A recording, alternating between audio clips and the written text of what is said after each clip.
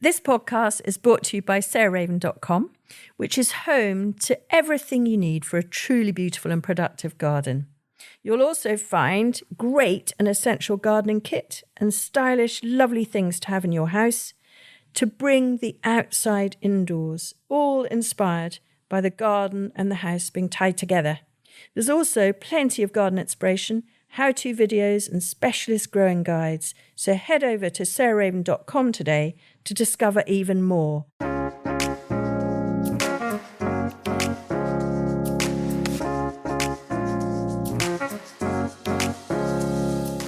Welcome to Grow Cook Eat Arrange, the podcast of me, and today I'm joined by Tom Stimpson, who's our head of horticulture. Hello, Tom. Hi, hello. Tom and I and Ruth Smith and Josie Lewis, our head gardener, and others sometimes head off to the Netherlands in the autumn, either sort of end of August, beginning of September every year, for a few days, sometimes up to a week. And I've talked about that before, but it's absolutely the highlight of our year, or one of the highlights. And what we do is we visit the breeders that we have found over the years have the same sort of taste and eye as us. They like the same sort of things as we do. And what we find is quite a lot of dahlia trials. The people that are walking the trials are selecting very, very, very different things to what we are looking for. And really often people are on the dahlia trials are looking for sort of really huge flowers and really, really strong, almost sort of classroom colours, if I could put it like that without sounding rude. Poster paint colours, reds and yellows and things. And to be honest, it's almost exactly the opposite of what we're looking for, which is what I guess we're looking for when we're selecting really stellar dahlias is, I mean, Tom, you must add in here, but I would say my list would be perhaps beauty, of course, often length of flowering, so starting early and carrying on late. And obviously we'll only know that from trialing and testing, so we bring them back, and so we might fall in love with them because they're beautiful, but we've then got to test them. And that's what we do, I would say, uniquely, almost to anyone in the UK, but also perhaps even in Europe. I would like to lay that claim. I like the fact if they're good for nature, so they're good for bees, pollinators, and so singles, collarettes, and anemone flower varieties all fit that category, and a few others, but you need to be able to see the centre of the flower. Having a good vase life is important to Tom and I because we love picking flowers to bring into our houses. And anything else, Tom, that we're looking for, really? I think for me, I love it if we're in a middle of a field of dahlias walking up and down and we see really strong, healthy foliage. Yes. I think that's often a good sign that it's going to be a good performer. I also look for if plants have got a really good, naturally well-branched habit. Yeah. Not good. One just thick central stem and little spindly ones that sort of fork off it, but a good, strong, sturdy stem to start, but then nicely breaking up the stem. I think that's really important. Excellent. Like you, yes, but for pollinators. So I'm a great fan of all the singles and the collarettes. I really love those. And I guess then it really comes down to it's the colour. So really what stands out. And it's amazing, isn't it, when you are in a field of them. I remember when I first started working at Sarah Raven and on my first trip, and it's a bit mesmerising almost. Yes, you do get in a trance. Yes, and your eye almost, you have to kind of train it, don't you? And gradually over the last few years, I think you go in with a much more honed eye and think, right, we're looking for this kind of colour, this flower shape, this leaf colour. Ideally, it would be nice if the stems were this colour too. And we go in with a bit of a mission. And then as you're walking up and down, instead of it becoming mesmerising so much, I find you're more focused because we know what works and what performs well. And then the next stage in the story, and I'm sorry if this is repeating it for some of you because you may have listened to a whole podcast on dahlia breeding, but what we do is we try and have a rule that we walk into a field because we might go to between 5 and 10 fields in one of our trips. Yes. And in each of those fields, there might be between 100 and 200 different varieties, say. So, there are a lot. And we're aiming to come back with definitely no more than 50. I mean, this year we did come back with 62, but then they have to be grown out. But the point is that we can't come back with more than that because we just won't have the room to trial them at Perch Hill.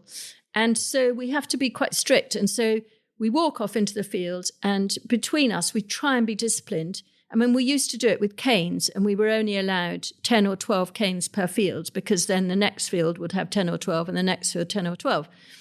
And if we ran out of the canes in our hand, we had to go back and revisit. So like, is that one really exceptional, or do we want to move that cane to this one, i.e. that's the selection procedure?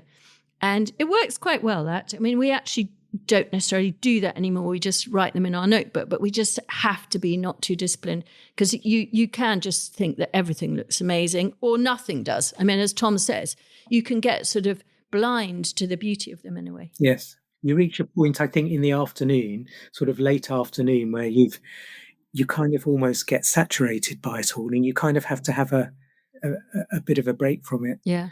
And have a glass of wine or something. Absolutely. But it's good fun. That is the point. It's really good fun. It's the best part of the job. It is so good. And we just thought we would give you Tom's 6 favourites that we have found recently or tried and tested, and so older ones, and my 6. So we're going to give you our 12 current, and this does change, but best dahlias right now. So, you know, as we go from autumn into winter and then into spring, 25, 26, what are our absolute cream of the crop? And you've got to bear in mind that we now grow, I think Josie did a count that I think we had 213 or something different varieties in the garden. Really? That many? Yeah. Crikey. I mean, it's a lot now.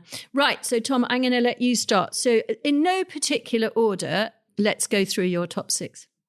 Okay. I'm going to kick off with a variety called Princess Nadine. This one for me, this year especially, has just been a wow. Just wow. I love it. I had a couple of dolly tubs just planted with this on its own, and I moved them about the garden throughout the summer, and they're well branched. I love the stem colour and the leaf colour. The flower is just a gorgeous, intense kind of single flower with a nice ruffled kind of sceptre. And most importantly, it's brilliant for cutting. It just lasted for ages in the vase. I've really enjoyed it this year, and I feel I'm going to have to grow it next year, even though I haven't got masses of space, but just because it ticks all the boxes. And it's a good one for your size garden, Tom, because it isn't too tall. I mean, I think it probably gets to about 80 centimetres. So a couple of foot sort of thing, a bit more maybe. And so you could put it in a pot, or you could have it even in your beds, and it wouldn't be too dominant. And as you say, it's good for cutting, and it's really good for pollinators. It's covered in bees here. We've got it on a very prominent corner here as you come out of the greenhouse on the right. It's been there now 3 years. We just mulch it through the winter. We don't lift it. And it's just really healthy, really good performer. I agree. Princess Nadine, pretty new one off the block. It's been around maybe 2 years, 3 years, perhaps. I mean, we've put it into quite a few sort of newish collections that will come to the fore next year and the year after. And really exciting. I absolutely love it. Yeah.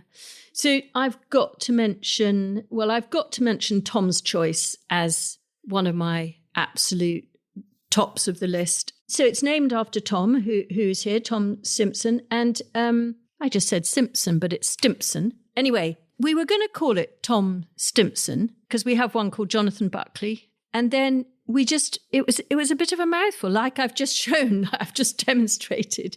Doesn't roll off the tongue. Well, it sort of does. And your parents mustn't listen because they won't like it. But anyway, it was Tom's idea to call it either Tom's Favourite or Tom's Choice. And in the end, because we've got Adam's Choice, we just thought, okay, well, why don't we just roll a whole new series out called the Choice Varieties? And actually we've joined another one now called Ruth's Choice, who's Ruth Smith, who comes with us on our Dahlia trips. So Tom's Choice. Now I'm going to describe it because it's just absolutely incredible. It's bred by one of our breeders called Frank, and we walked into the field not last autumn, the autumn before. Last autumn, really sadly, when we got there, it was such a late year that they weren't in flower in his trial garden, and we were really disappointed. So it was the autumn of 23, And Tom and I and Josie and Ruth walked into the field, and this one just really, really jumped out at Tom particularly, but all of us. It reminded us of a toffee apple, and not because it's round, because it isn't actually. It's in the anemone flowered group. Or no, it's not. It's a yes. It is. Oh, yeah, it is. Anemone, yeah. Yeah, not a collarette. And it's just this sort of burnt sugar, caramel to pinky colouring, not unlike Princess Nadine, but more burnt sugar, browny, coppery. It's just beautiful, beautiful, beautiful thing. And we bought it back and we trialled it, and we trialled it in pots, and we trialled it in the ground, and we trialled it for cutting, and it just excelled in all ways. And that's the thing. We've got to prove that these are healthy varieties. And so both our growers and we here, Josie and the team, we grow them out for 2 or 3 years before we release them. And I reckon Tom's Choice is set to be an absolute stellar. And it's the first year we're able to release it because we've bulked it up enough now from cuttings and from tuber division. And just on cutting, Josie and I did a Vase Life trial this year, and we did 12 varieties that we know anecdotally last well in the vase. And we trialled the 4 different techniques, partly spurred on by me seeing a film on Instagram saying that searing the stem ends of dahlias improves their vase life. And I thought, I don't think it does, but maybe I'm wrong. Maybe I need to recheck this. So we did. And that's the thing. We really try and apply some science to our trialling here. And it's amateur science. But so we picked the 12 varieties and we did 1 of 4 things. First thing, nothing. So just in water. Second thing, lemon juice, or it could be vinegar. Third thing, searing.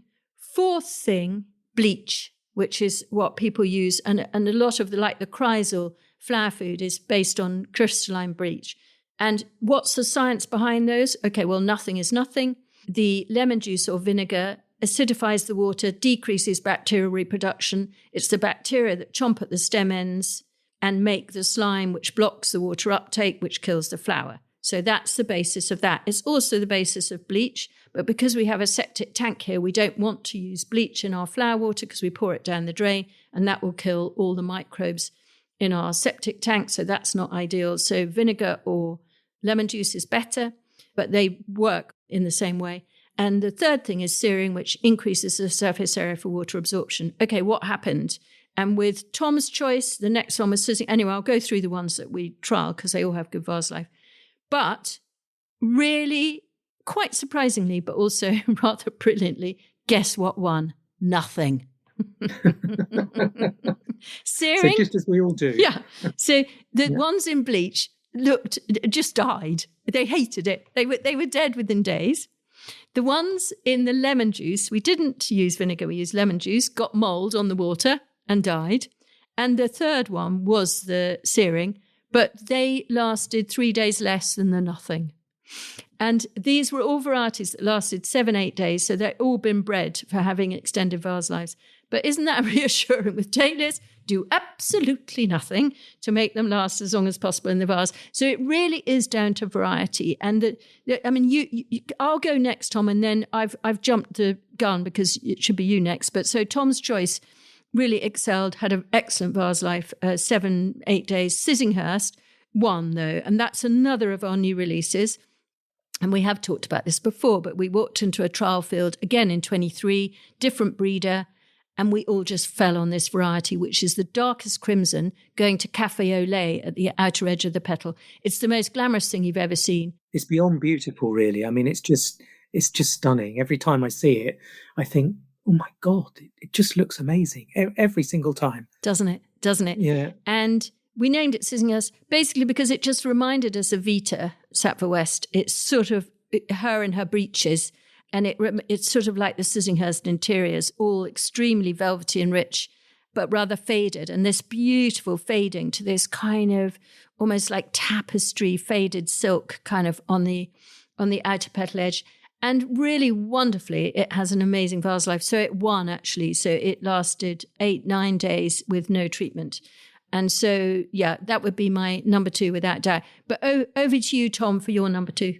Well, my next choice, I'm going to choose another sort of single flower really, and it's a variety called Skyfall. And Yeah. again, I had this in a group along with Princess Nadine, and it's just been again another brilliant performer. So it's a wonderful.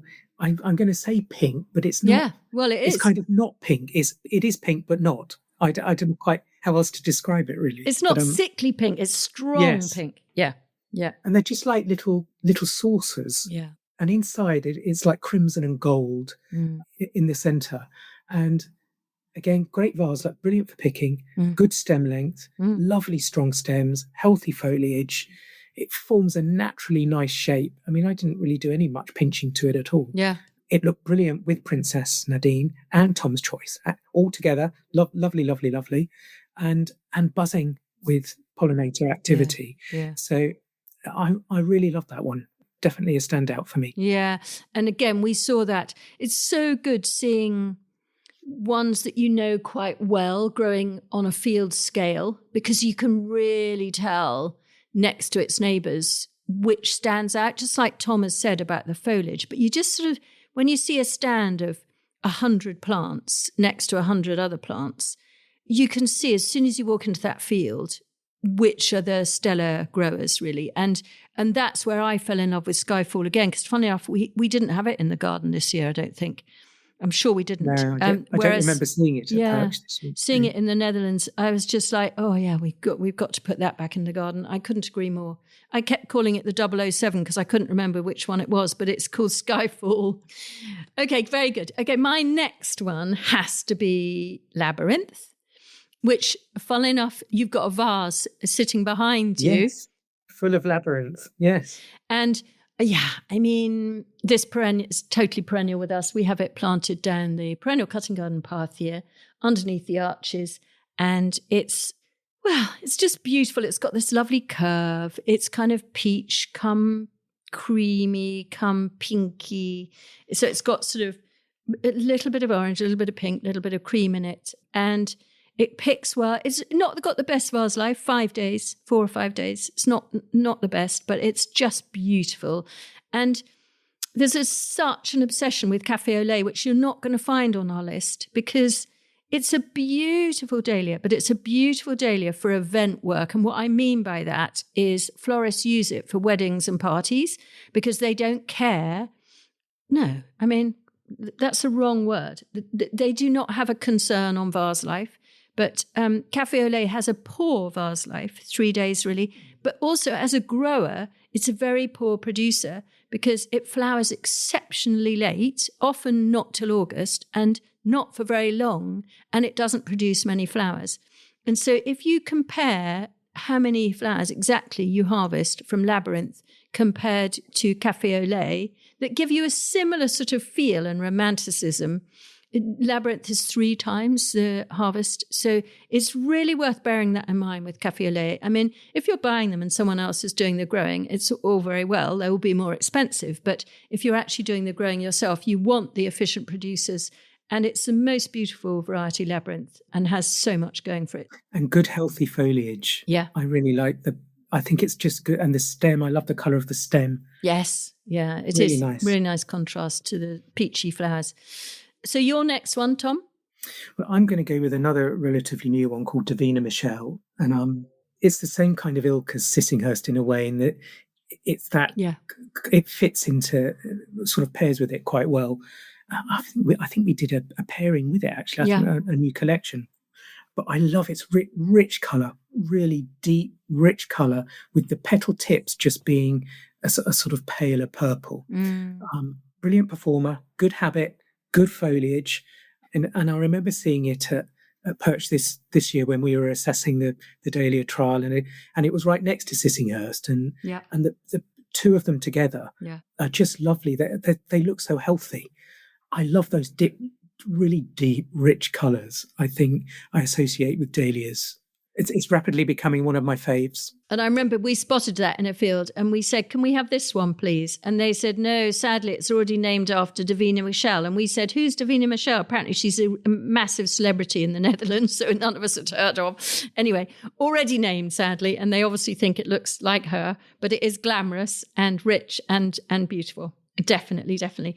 I'm going to go, our number 7 in our list, I'm going to go for another of our choices. And it's rather a sort of sweet story, actually. Ruth Smith, who I've talked about already, who comes on our trips and has done 2 or now 3 Dahlia trips with us, so a few years. And yeah, she really particularly loved this variety. Now, this is a pure single.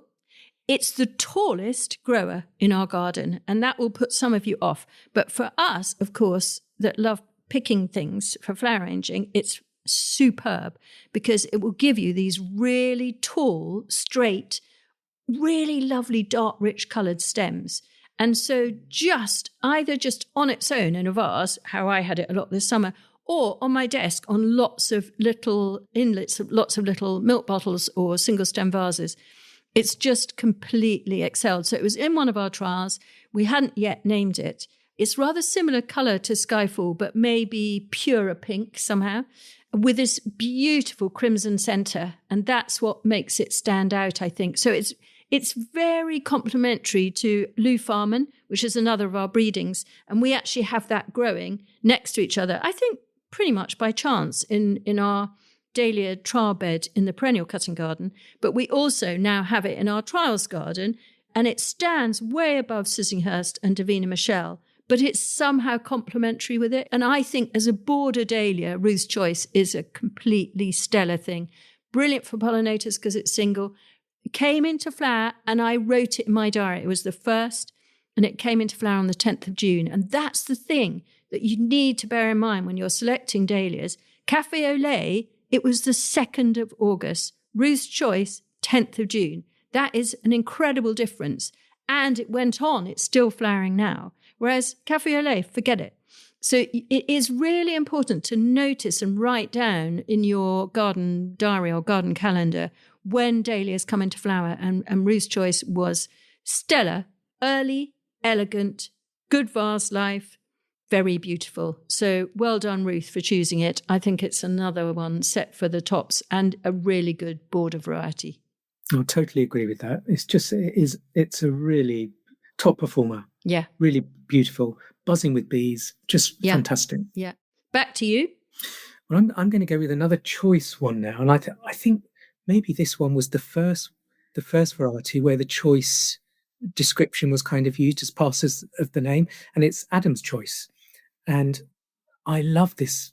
It's the colour for me and the shape. That sort of rich caramel orange. And I don't know what you thought. I thought this year it's the best I've ever seen it. And it was really just fantastic. There's so many flowers, and it's brilliant. Good vase life. Yeah. Those lovely rich caramel orange pom-poms just are brilliant for dotting in with other colours that associate very well.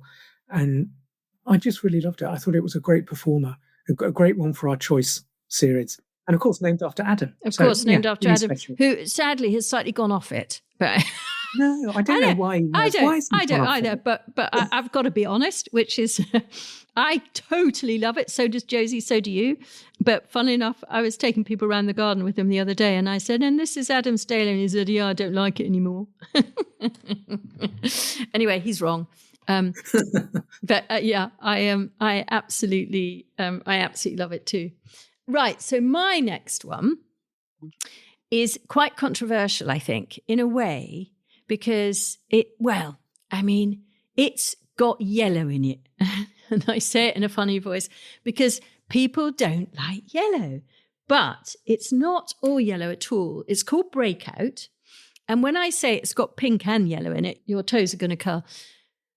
Because people don't like the idea of pink and yellow together. But I promise you, this is the most stunning dahlia. It's huge. So this is Cafe au lait size. And tonally, it's in that sort of family. So it's quite pastel. So it's very pale primrose, very, very pale cream, really, into pink. And Josie and I both decided this had to be certainly in our top 10, if not our top 5 this year, because it's huge, but it flowers really long and hard. So I know I'm dissing Café au lait too much, but like if you look at a Café au lait plant, you might have 5 to 8 flowers on it at any one time in a clump of 3 plants. And a clump of 3 plants of breakout, you'll have 30. And we just picked and picked and picked. We put it in the shop vase in the window there, which needs really, dahlias with presence. Had a good vase life. It just was really, really splendid. So I've never mentioned breakout in either an article or in the podcast before, but for me, it really knocked my socks off this year. So I just had to mention it. If you're a dahlia lover who likes picking them, you must grow breakout. It's just a stunner. I remember that. We used it, didn't we, in a collection? Yeah. In September, I remember you picked it out, and it was in a massive collection, wasn't it? It's in Lucinda Chambers, who's incredibly discerning, wonderful interior come clothes sort of designer come curator, and it's in her collection, and she absolutely loved it. It's stylish and beautiful, but also a functional thing to grow because it's so prolific. Yeah, so it's definitely worth a mention.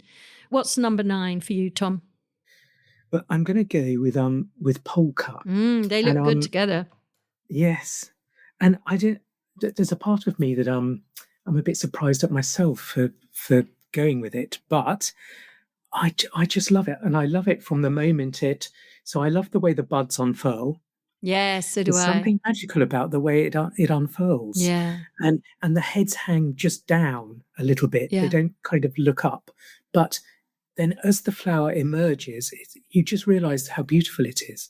It's like a cone, almost like an ice cream cone. Yes. I don't know, something like that. Yes. And the gorgeous petals just reflex back slightly. And I particularly like it in a jug full of those just on their own, and a load of them, not just a few, mass of them as much as possible, all with the stem lengths cut at differing heights. You get a lovely sort of cascade effect. I've been really surprised. It's one of my faves. I like it a lot. And just sort of continuing on polka, there's nice links to that, which is I really admire Melissa Richardson, who has Jam Jar Flowers in South London.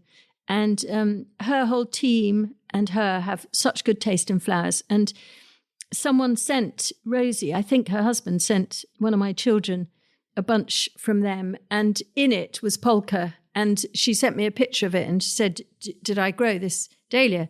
And I didn't, but I found it, and we did then grow it. And I've loved it ever since. And I think it is it's unusual, it's really quirky, and you will either love or hate it. But we love it here. And just as Tom says, it's got a very good vase life. It cuts really well, which is why Jam Jar were using it. And I think they would have got it from Burnt Fen Flowers, because he again he's such a brilliant dahlia grower down in Norfolk. And I think they get a lot of their dahlias from him, and he has really, really, really fantastic selection. Okay, so number 10 for me is going to be functional. And again, for me, rather like Tom with polka being surprised by, I'm really surprised by loving strawberry cream. Now, strawberry cream is really strange in that it is pink and white. And that, for me, and quite a neat flower, quite a sort of pom-pom flower.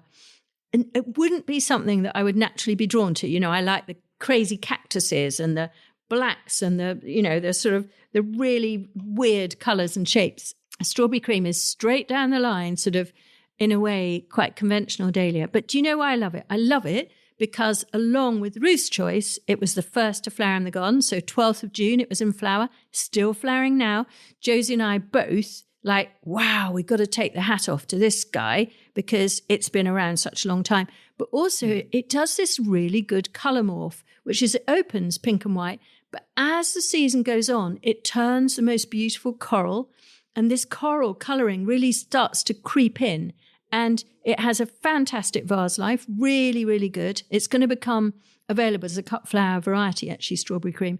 But if you like cut flowers, I really, really recommend growing it. So just for absolute pumping it. I mean, like if you're looking at a group of 3, 50 flowers, 60 flower heads at any one time, it's really exceptional. So that would be my second to last variety. And then over to you, Tom, for your last one before I finish. Well, my last one's going to be a honker. Yeah. And I love the honkers, full stop. But this past September when we were in Holland, honker vino was just glorious. So you had that sort of long petals with the inner being a sort of soft yellow, and with the tips then a glorious wine colour. I mean, it's its namesake for bang on, really. And I know the honkers don't always have the best vase life, but when they are in flower and you cut them, they might only be around for 3-4 days in the vase. But I think they're really special. The pollinators love them. I love them in my garden because you can see them and they create a lovely presence, but without being too dominant. So, and in a small space, you want things that harmonise and contrast with each other easily and don't clash too much. And I find the honkers, they're the only dahlias I physically plant in the ground.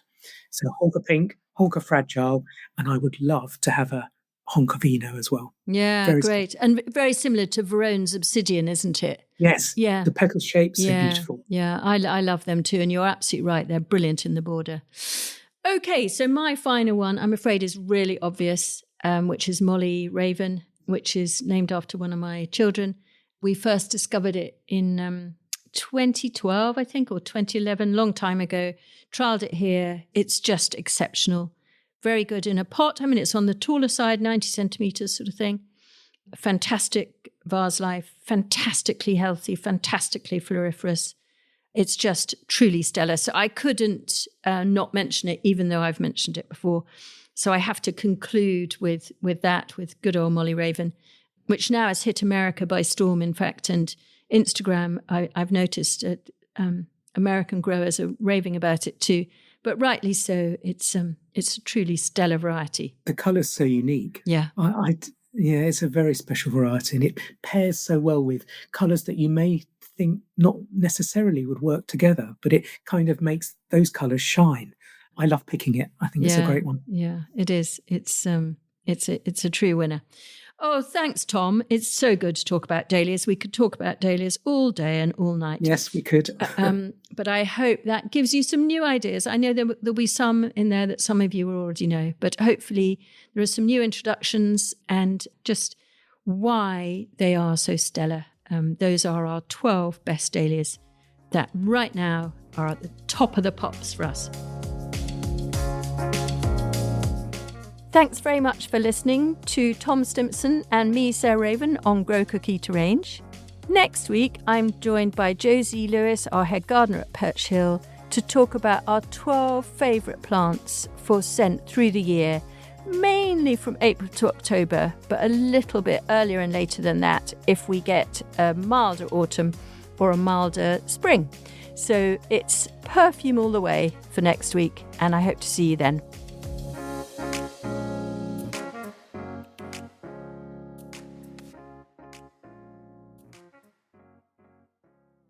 You can find more information, photos and advice sheets on all the plants and recipes we talk about on this podcast by heading to the show notes or at sarahraven.com/podcast.